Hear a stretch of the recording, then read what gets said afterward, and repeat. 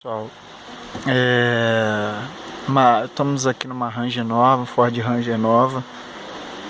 O cliente fez a seguinte reclamação, que após desligar o carro, ou até mesmo o carro ligado, o carro ficava fazendo um barulhinho dentro do painel,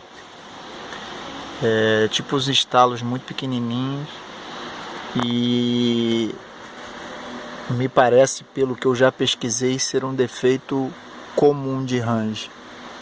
Nós estamos aqui agora procurando a causa do problema. O barulho nós já encontramos, não sei se eu vou conseguir mostrar no vídeo, mas vou tentar pegar aqui o motorzinho que faz a comutação bem aqui, ó, onde eu botei o meu dedinho.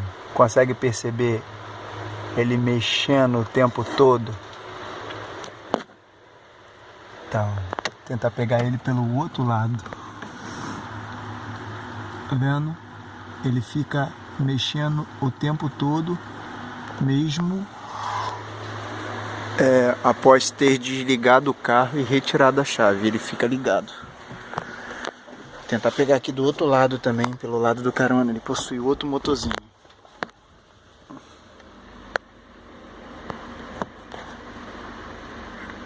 Pelo lado de cá já é um pouquinho mais difícil, mas tá aí. Agora nós estamos procurando a causa do problema. Já já a gente vai voltar com esse vídeo aí.